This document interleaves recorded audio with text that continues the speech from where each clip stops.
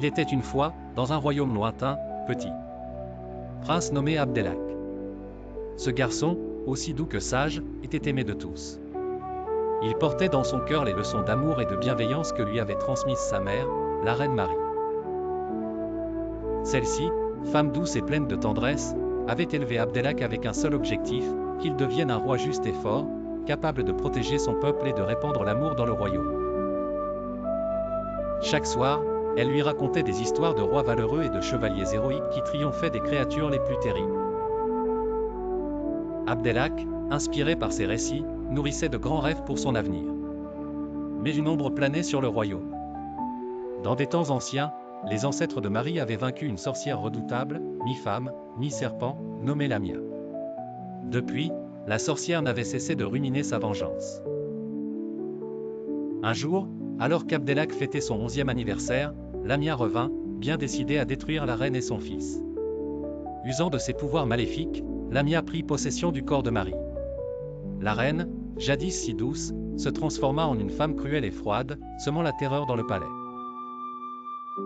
Elle oublia son amour pour Abdelak et se laissa emporter par la haine. Le peuple, autrefois en paix, sombra dans la peur. Cependant, Abdelak, fort de la sagesse que sa mère lui avait inculquée, refusa de céder au désespoir. Il savait au fond de lui que cette cruauté ne venait pas d'elle.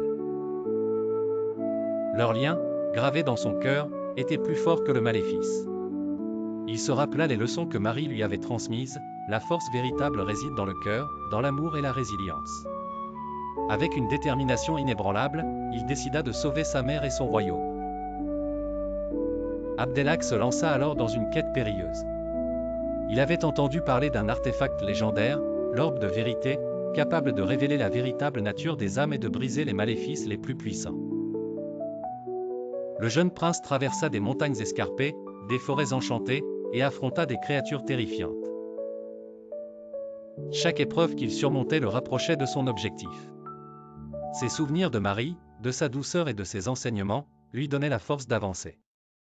Après de longues semaines, il atteignit enfin le temple où l'orbe de vérité était gardé.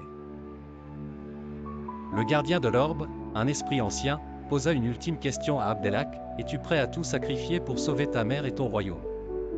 Abdelak répondit sans hésiter, « Je donnerai tout ce que j'ai, car l'amour que je porte à ma mère et à mon peuple est plus fort que tout. »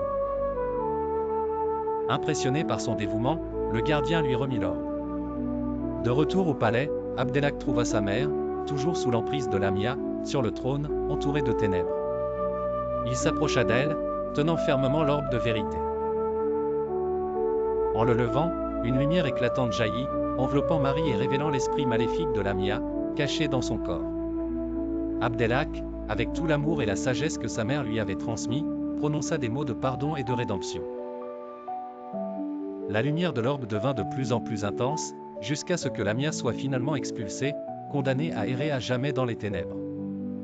Marie, libérée, tomba dans les bras de son fils, les larmes aux yeux. « Mon fils, tu as sauvé non seulement mon âme, mais aussi notre royaume. Tu es vraiment prêt à devenir le roi que tu es destiné à être. » Ensemble, ils rétablirent la paix et la prospérité dans le royaume. Abdelak devint un roi sage et bienveillant, guidé par l'amour et la sagesse que sa mère lui avait toujours prodigués. Et sous son règne, le royaume connut des années de paix, tandis que Marie, à ses côtés, continuait de le conseiller avec tendresse. Ainsi, Abdelak et Marie vécurent heureux, ayant triomphé des ténèbres et répandu l'amour sur leur royaume pour les générations à venir.